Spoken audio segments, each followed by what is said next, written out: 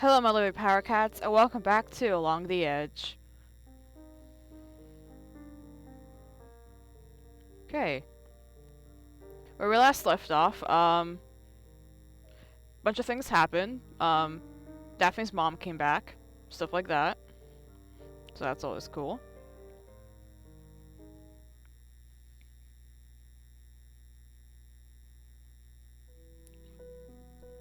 Then I drive to school to start my day.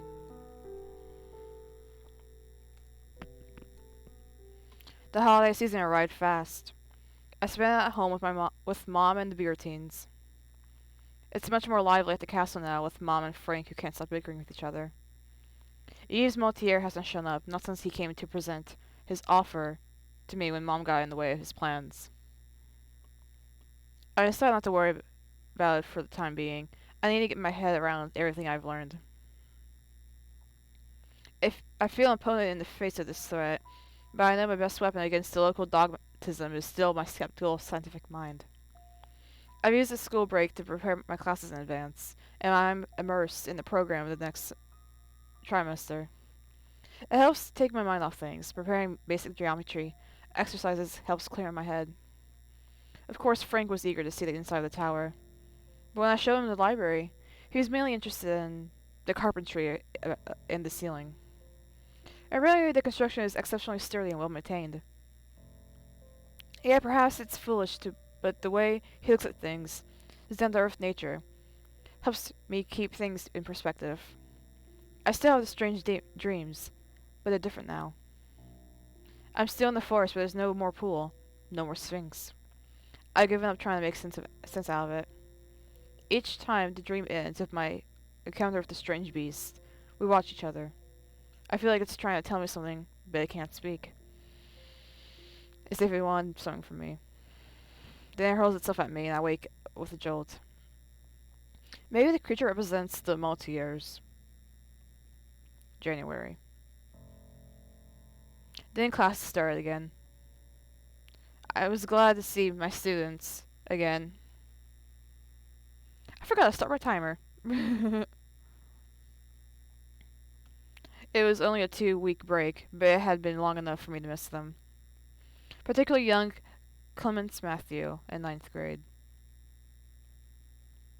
She was struggling at the start of the school year, but I've helped her get up to speed, and I was waiting to see how she would do with the homework I gave her class for the holidays. I was proud to give her an A.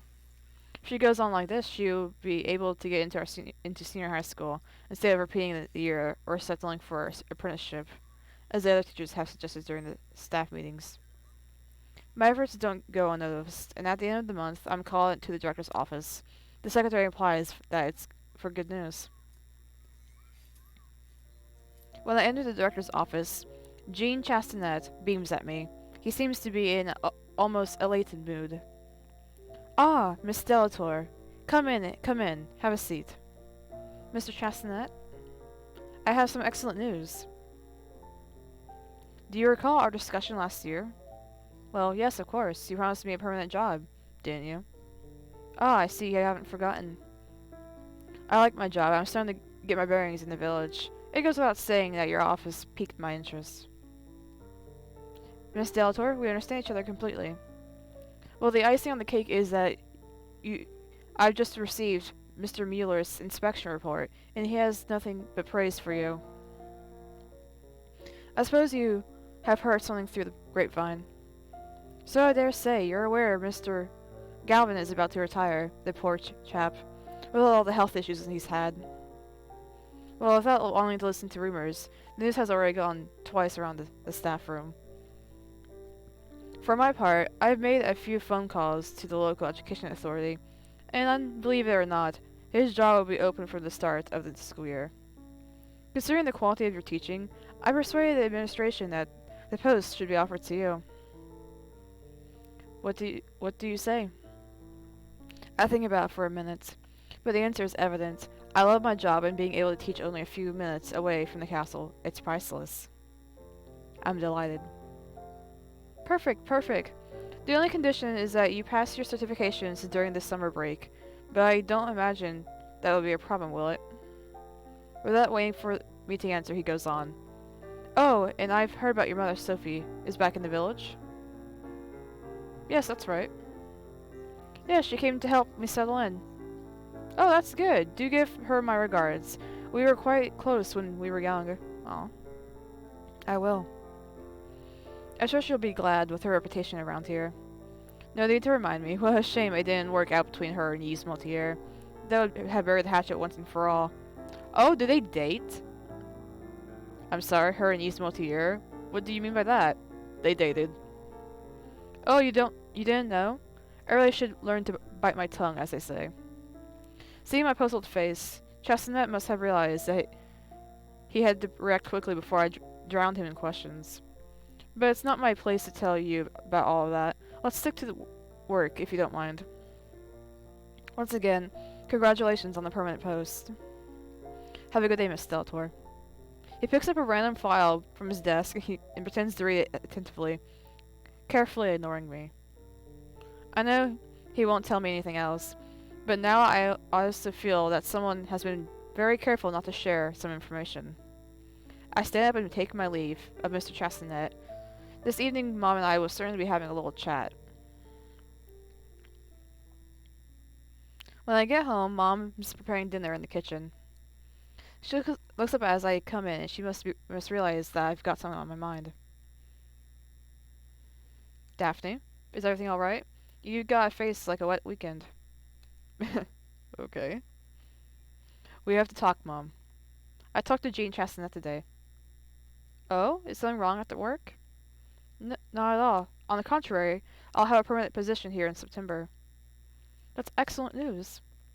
But what's the problem, then? Chestnut hinted that there had been something between you and Yves Multier before you left the village. I'm not sure I understand what he meant. There's an awkward silence. Mom dries her hands on a towel and takes a deep breath. I knew this business would resurface sooner or later. It didn't occur to you that I don't know. I might want to hear it from you. Rather from Jean Chestnut, of all people. I'm sorry, Daphne. When I arrived at the castle, there was so much to tell you. I figured it could wait, but there was no hurry. And weeks went by, and then holidays, and then you went back to work. I couldn't find the right moment. But I swear this time I'll tell you everything. Let's start at the beginning. That's what I was thinking. Cause like, if that's the case, then I'm glad I didn't get Stan, cause that would be fucking incest. Were you romantically involved with Thieves? I'm gonna ask that, 'cause that's more mature. Were you romantically involved with Thieves? Yes, we had a fling. It ended more than a year before you were born. It didn't last very long. Okay, so they aren't related then. Wait, right? I don't know. He was different back then. A year before she was born, so yeah. You must realize that. He wasn't the man he's become. We both wanted to be free from the prison of our families. Your grandmother, Adelaide, had a hard time accepting it at first, but she realized quickly that an alliance could put an end to the old quarrel. But to the Multiers, it was scandalous. Multiers here getting mixed up with the Delator. They put all their effort and ingenuity into breaking us up, and they succeeded. They probably would have done that to Daphne and Stan if I had chose to go with them. These broke my heart, and all our plans went down the drain. What happened next?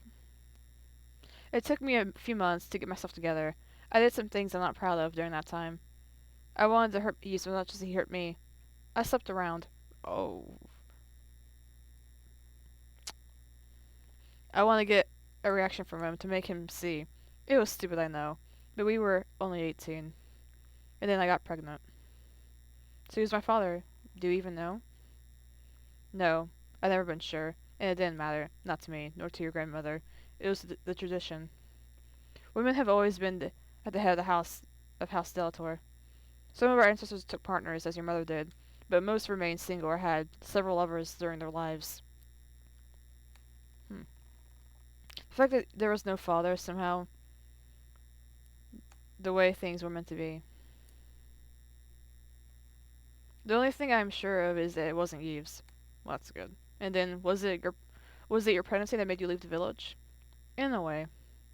Mom hesitates to talk. I get the feeling I'm getting to the heart of the problem. Mom, I have to know. I feel like there's something huge that you're not telling me about my birth. It can't go on any longer. Do you understand? I wonder if Daphne talked to her about her miscarriage. Cause like, if it's true that they all have like birth issues, how many siblings did Sophie did Daphne have that Sophie may have had before, but you know. She looks at me distraught. I realize we're dredging something up. Something she's tried to forget, to bury for all these years. It wasn't the pregnancy that made me leave. Oh. Oh. So either oh. Oh, okay. So either well, Daphne can't be adopted because she has the magical powers. Unless she's maybe a Maltier. Maybe she like was given powers by Sophie, or maybe Sophie used magic to bring her back to life or something like that. I don't know. It was the death of the baby. Yep. A shiver runs down my spine. I'm taken back to what I went through myself only a year ago. You mean, did you lose your child before you had me? I don't understand. So I was kind of right. She had siblings before, but they all passed away. I was expecting. So she had a twin sibling. I was expecting twins. It was your sister that I lost, Daphne, and it was these Maltier's fault. My head is spinning. Okay, so there's twins. Oh, she's smoking now. Don't smoke, Daphne. I tell her I need to go to the bathroom, but in truth, I need a moment alone in the living room. I need a cigarette. A twin sister. How could she hide it from me all those years? And the fact that she lost her, it changes everything. When I return to the kitchen, Mama's is at the window, smoking a cigarette herself. How could you have hidden losing your baby, my sister, for all these years? She looks at me, her face sorrowful.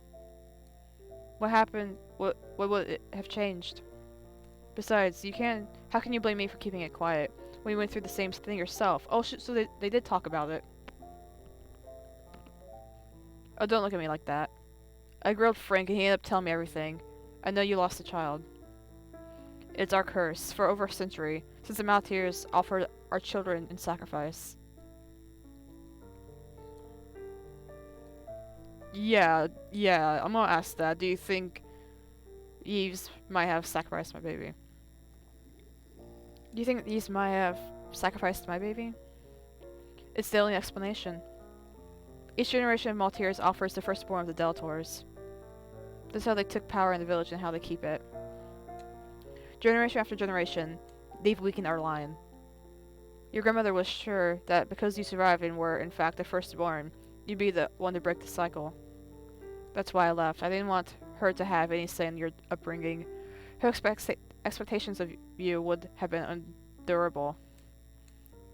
And anyway, she was wrong. As you said, you don't have any particular magical abilities after all. Anyway, life goes on. I know what you went through. It must have been hard. But if I could get through it, I'm sure you can too. We look at each other. That's when Mom understands. I feel sorry for Daphne. Like, she had no say in this. Like, she just... I couldn't imagine being born into a family where, like, this happens and stuff. Like, that's... I don't know how to explain it. She finally understands the truth that I can't utter out loud, not without breaking down. There won't be any other children. Oh, shit. I was actually thinking of that. Like, did her miscarriage cause her to become sterile? And... yeah. I open my mouth, but no words come out. Don't say anything, Daphne. I understand. Yeah, I figured she's sterile. We're both silent. What else is there to say? If this is all true, it means these Maltier is responsible for the death of my sister. Perhaps the death of my child. Maybe even 4. I don't know what to think. I think I miss his left cue, and I'm engulfed by doubt. I know, I've been too passive, I know. I have to act. When I think of what Mom just told me, I don't know how to take this new revelation. All I wanted was to rebuild a life for myself here. Certainly not to find myself caught up in the stories of witchcraft and child sacrifice. An unborn, dead twin sister, the child I've lost. Can all these tragedies be explained by the intrusion of the supernatural in my life? I could confront Yves Maltier immediately. I've waited long enough. If he's able to destroy life with a snap of his fingers like that, someone has to stop him. You're right. You're right. But perhaps charging right in isn't such a good idea. I think of Celine Maltier. I know she said she and Yves are close, at least at work. She must have some information about Yves, what Yves is planning. I know we've had a falling out, but I hope I'll be able to persuade her to help me. I could ask Frank for his advice. He'll help me see things more clearly. What should I do? I'm gonna talk to Frank. When I get to our bedroom, Frank is already fast asleep. Frank? I shake him gently. He opens his eyes, staring at me in surprise. Daphne, what is it? I've got to get up early. I tell him everything, my sister, the child I lost. I share my doubts about the Maltiers. So what do you think? I don't know, Daphne. It can wait till tomorrow, can't it?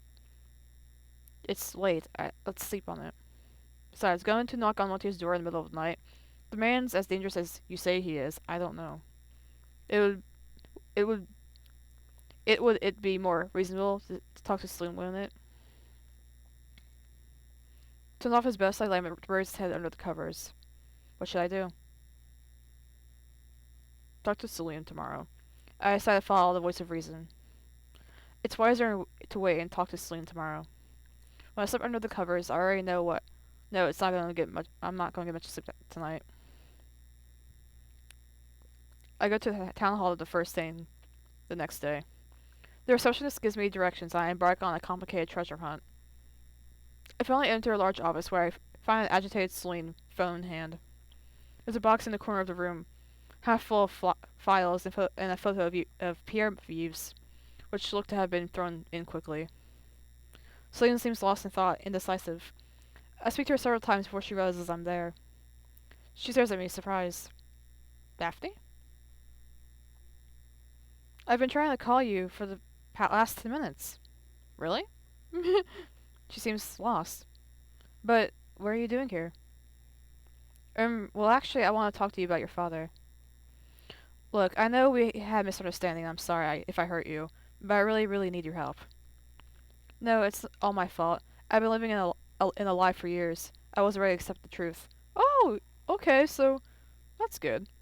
You know, I actually liked Celine, but then she kind of made me mad when she was being hateful to Daphne, but, you know, she's not that bad. All this time, I've been living in my father's shadow, ever since my husband died. Oh, I'm not blind. I know what they say in the village. Daddy always told me to let them walk. Daddy was good for business. All these local superstitions. Dad shouldn't worry about any of that. I understand. I understand. I tried to tell you. I didn't do a good job of it, but I tried. You must think I'm an idiot. Just accepting everything without question. She gives a wry smile. You know all these stories are unbelievable, right? What's supposed to make you suddenly believe in all that stuff? Yesterday I had dinner with my parents. My father excused himself before dessert, saying he had an urgent file to work on. I offered to help him, of course, but he refused, so I stayed in the kitchen to chat with Mom. Pierre Yves went to play in the living room, but about 10 minutes later, he burst into the kitchen. He was in tears. He wouldn't calm down, and I didn't understand what had put him in such a state. He was pointing at the basement door. Well, wanted to go check. Mom tried to stop me, but of course I went anyway. If my son... Her voice breaks. I can feel her holding her feelings tightly in check. So I went down to the basement. I heard my father's voice. He was speaking to someone. When I entered the room, I thought I saw, I don't know, a shadow? Oh, that's not good. A few seconds later, the shadow had vanished, and I realized Dad had a large knife in hand. There were candles all over the floor and strange drawings. I ran upstairs to Peeves yelled Pierre in my arms, and we left without looking back. I have slept all night. This morning I dropped Pierre at school, and then I picked up the phone to call you. Because last night I heard my father whispering Sophie Delator several times as I was going down the stairs. There's a long moment of quiet. He's gonna kill her mom. Celine looks distraught. It's probably nothing, but I'd be more comfortable if you warned your mother, Daphne. I see if something might happen to her. I'll call her right away. You're right. Can I use your phone? I tried Mom's cell phone answering machine. I tried the landline in the castle. No answer. That's when I began to panic. I called the beer teams. Gerard picks up. I asked him to go up to the castle, check if everything is okay. Celine is white as a sheet. Look, Celine, it's probably nothing, but I can't reach Mom. I'll go back to the castle. Yes, of course. Get going. What are you waiting for? Thanks, Celine. Celine, thank you so much. I know this can't have been easy. She smiles faintly. Don't thank me. I feel so stupid. I know I chose the path of least resistance. After my husband died, I was lost. I had no work, but we were about to move, and there was Pierre. I was an unemployed widow with a small child. When Daddy offered me a job, I took it, and I shut my eyes to all the weird stuff that happened in the village. He always had an explanation anyway, every single time. I couldn't bring myself to give credit to the superstitions. It would have meant that my own father was probably responsible for the accident that killed my husband. Probably, and that's over now. I can't persuade myself that it's all for the best any longer. I understand.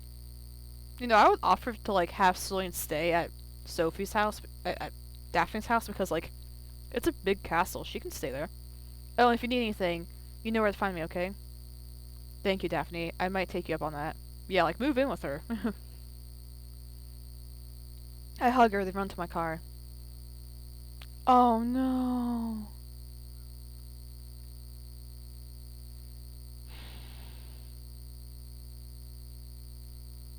That's sad. I see the smoke above the treetops before I even reach the lane to the castle.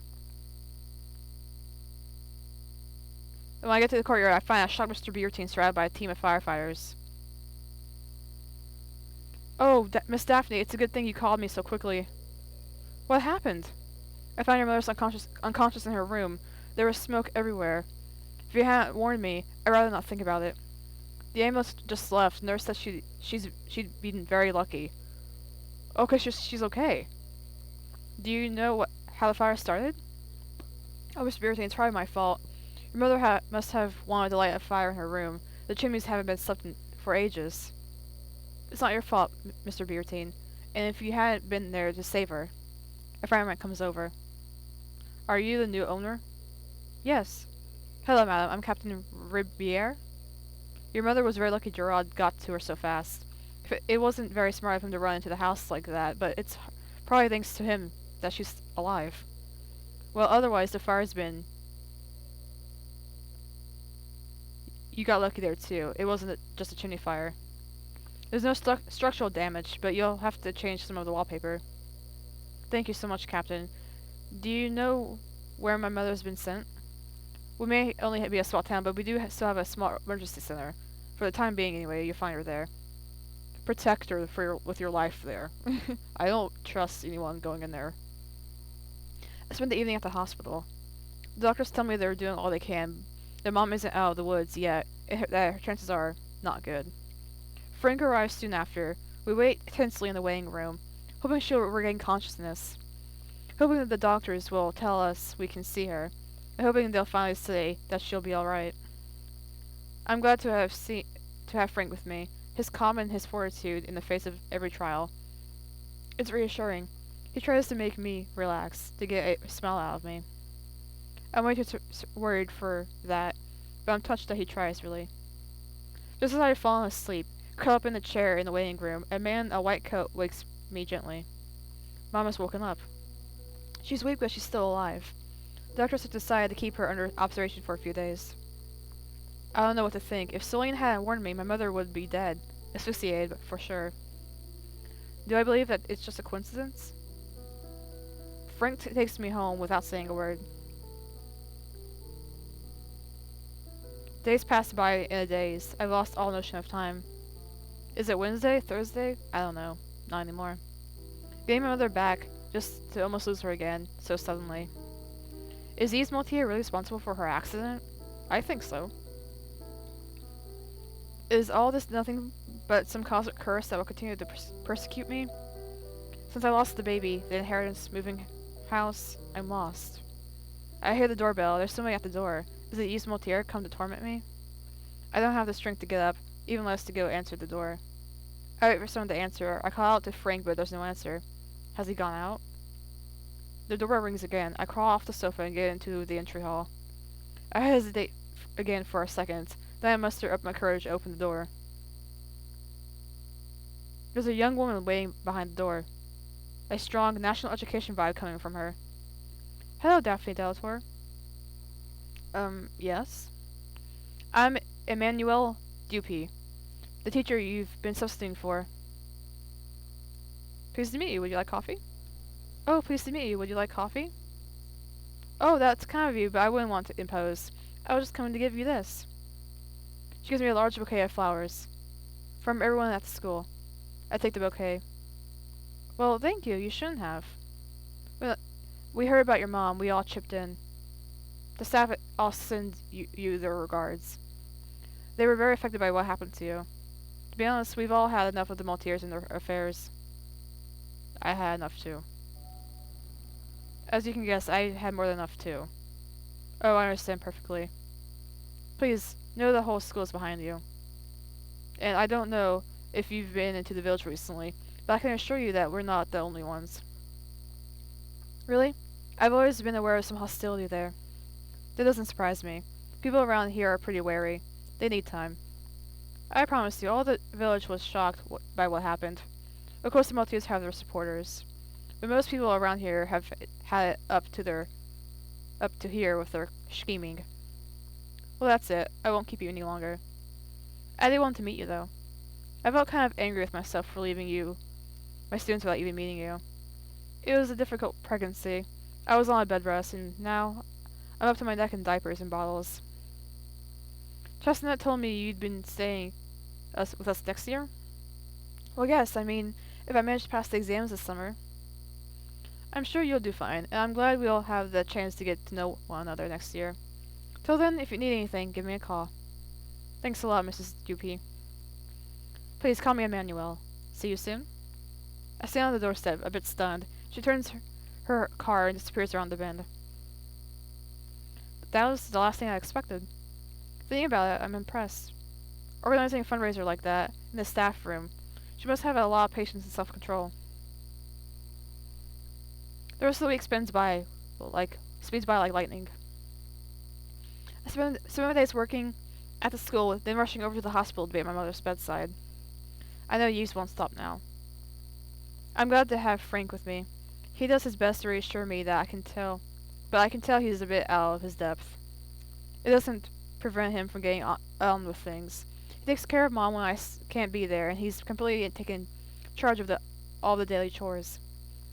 With Mr. Beertine's help, he started renovating the wing where the fire took place. We were lucky. Fresh coat of paint, some new curtains, and it would be good as new, he assures me. The couple were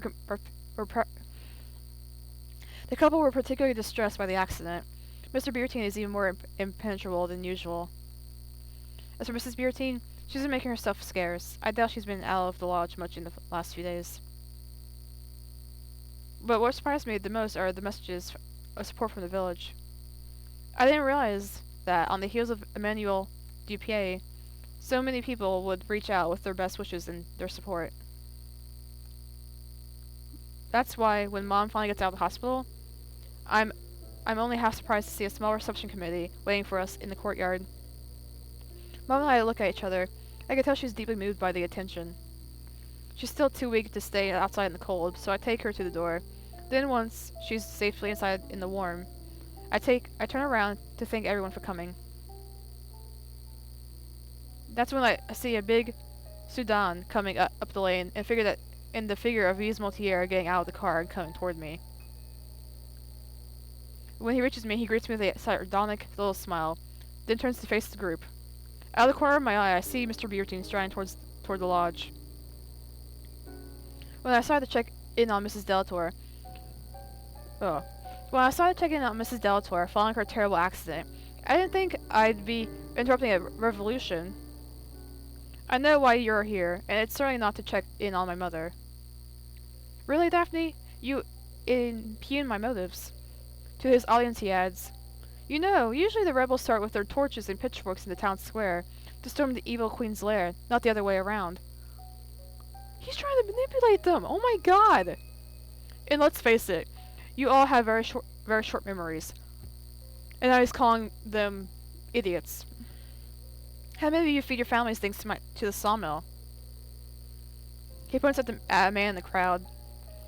You, Mr. Bruno, didn't I lend you some money when you wanted to open your cobbler's shop? He turns to someone else. And you, Mrs. Legendray, when your husband died and you couldn't make ends meet, who found you a place to live? A murmur runs through the crowd. All of you, at one point or another, have turned to my family to ask for help.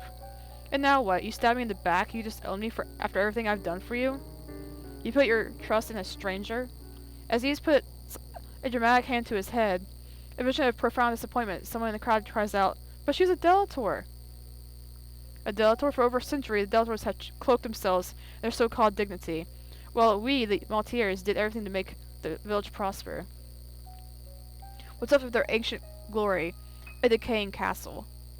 What have you done for the village, Daphne? Well, I'm listening. What have you done? She's a school teacher. She teaches your kids. Yves glowers at me, and I know I need to choose my next words carefully. Calm things down. Listen, Yves, keep calm. This isn't the moment to make a scene. I'm perfectly calm. No, you're not.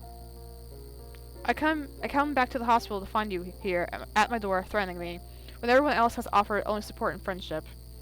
There's a murmur around us. For the first time, Yves seems ill at ease. You put a spell on them. This isn't right. And you have too. Says you who've taken advantage of these beliefs for years. Go home, Yves. You're making a fool of yourself. You think you have power, but as soon as anyone refuses to bow to your rules, your house of cards collapses all on its own. I warn you. I cut him before he can finish his sentence. You warn me of what? That you're responsible for the fire that put my mother in the hospital? Don't push me. You don't know what I'm capable of. You don't scare me. Stop your crowing, Yves. It doesn't intimidate me. It's my turn to look back down on him. You're nothing but a paper tiger. He stares at me in a mix of rage and impotence. I love Daphne's face there. She's like, I meet his gaze, and we look at each other in the eye for a long moment. Until he looks away. You know the way out. You'll excuse me, but I have to tend to my mother. She is... I turn away, about to push through the stunned crowd who have witnessed the scene. Somebody in the crowd cries out a warning. I don't have the time to turn when I hear a gunshot. Yves crosses at my feet, his hand red with blood, clutches his right shoulder. Heck yeah! Great job, Mr. Beertine! I bet he wanted to do that for a while. A few yards away, Mr. Beertine holds his hunting rifle. The barrel smokes, the delicate curl is floating up towards the sky. Epilogue.